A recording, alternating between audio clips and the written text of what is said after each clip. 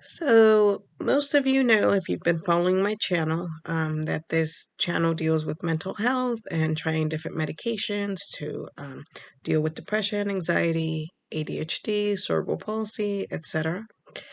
All of which are conditions that I have. Um, and I just wanted to talk about something that was really embarrassing that happened to me last week. So, this is kind of random, but here it goes. Um, Recently, about 5, almost 6 months ago now, I started working as a reading specialist, and it's my first like real job, right? Because prior to this, I've just been working from home, making custom T-shirts, stickers, and invitations and printouts with, in my Etsy shop and all that. And so, with this company that I was contracted with, they send me to like different houses or schools or sometimes it's online, but so far for me, it's all been in person. Um, I work with a girl who has ADHD, dyslexia, and possibly specific learning um, disability as well, although I'm not sure. Specific learning impairment. Um, so basically, I work with her 4 days a week for an hour and a half at a time, and I have to go to her house, and we have the tutoring session in person every night, except for Wednesdays and weekends, of course. And so I'm also going to school full time. So I'm working part time, going to school full time. I have my like graphic design business on the side, and then I have an 8-year-old who I'm trying to raise to be a decent person, right? Because this business of raising tiny humans is not that easy. Anyway, on to my story. Last week, I was feeling, I don't know, I guess I was stressing because I had a lot of assignments due. And so basically, assignments and also like orders, like sticker orders that I had to ship out for Etsy that I was behind on. So I had like oatmeal for breakfast, and then I spent the rest of my day locked in my office trying to catch up on homework and orders that I had to ship out. Next thing I know, I hadn't eaten any snacks or anything for lunch since the breakfast that I had eaten, the oatmeal.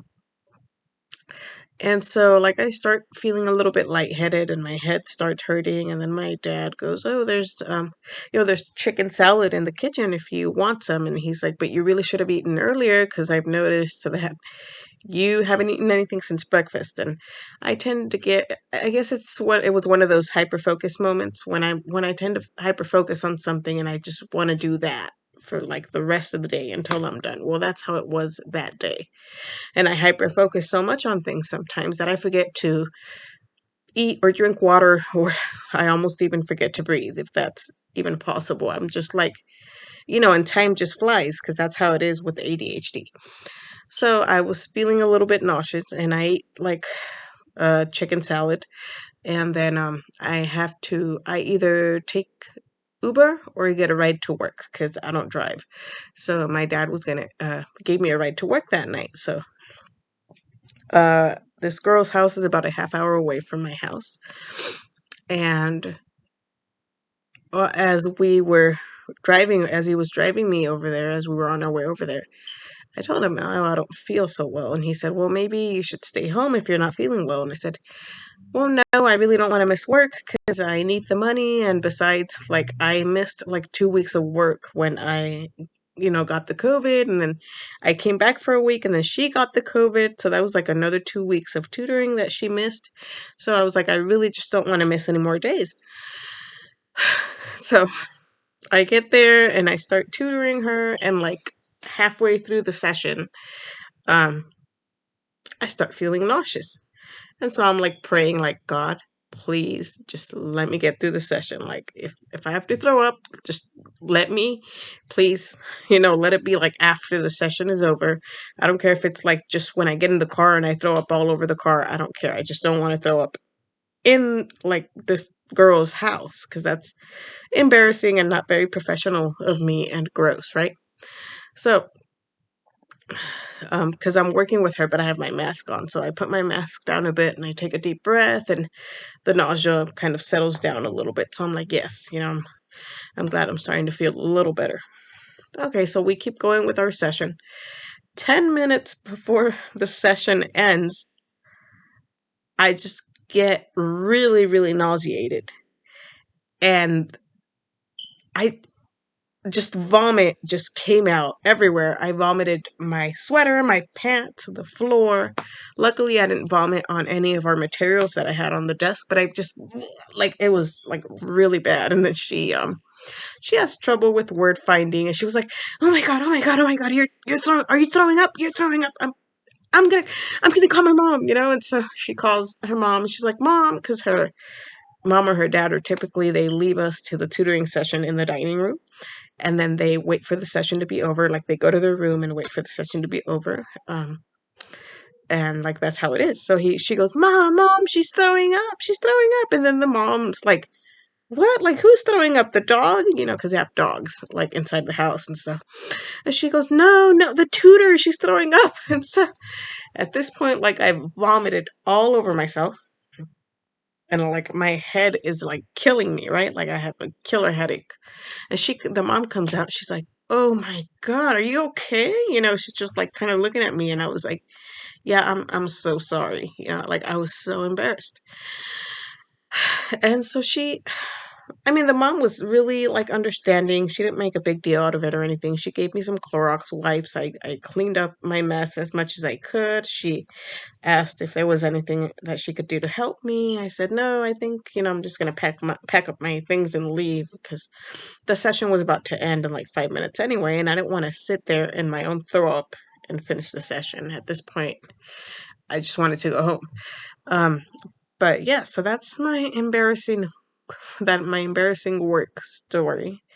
And I have very, very bad social anxiety. Okay. That is one of the main reasons I sought help. That's one of the main reasons I started going to therapy and started looking into medication was because of that social anxiety, because I knew that it was holding me back a lot from achieving like my full potential and doing what I wanted to do in life. And so it's already difficult enough for me to go into like a stranger's house. At this point, she's not really a stranger because I've been working with her for 6 months. So I'm more or less comfortable, but um, it's still difficult for me to go into somebody's house and work with them, because it's not my space. It's not what I'm used to. And then to have it be like, I just throw up all over the place. Like, I really can't think of anything more embarrassing that could happen to someone who has very bad social anxiety. Because what is social anxiety really? I think deep down it's rooted in fear of making a fool of ourselves, right? We feel like maybe we don't live up to people's expectations of how we should act or what we should be. And I know that deep down everybody kind of wants to be liked and wants to be accepted.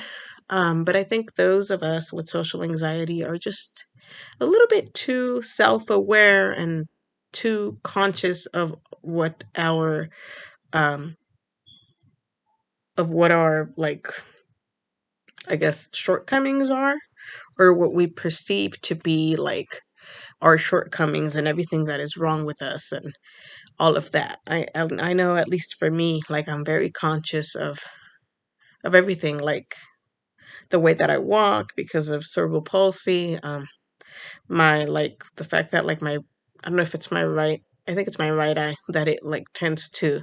I have like a little bit of a lazy eye, and that's again because of cerebral palsy and like the bags under my eyes, like my appearance overall. I'm very conscious of the way that I look when I talk. Like that's one of the reasons I don't like recording myself and like posting live Instagram videos and all that because I've never been particularly fond of the way that I look, like my outward appearance or the way that I look or the like facial expressions that I make when I talk. And that's also a reason why I made this vlog because I kind of want to get past that and be okay with, okay, this is who I am. no makeup, no filters, no nothing. And I'm hoping that the more videos like this that I make, and the more comfortable that I will eventually become. Point being is that I really feel that deep social anxiety is deeply rooted in the fear of not being good enough or not being liked for whatever shortcomings or whatever personal defects that we think that we might have, right? And so what's the worst thing that could happen to somebody with social anxiety is that they do something really embarrassing or make a fool of themselves. And that's exactly what happened to me last week when I threw up all over myself at work. So, bright side, I really don't think it can get any more embarrassing than this. Um, and so, if you're watching this and you think you made a fool of yourself today, know that I think it could have been worse. At least you didn't vomit all over yourself. And yeah, that's my embarrassing work story.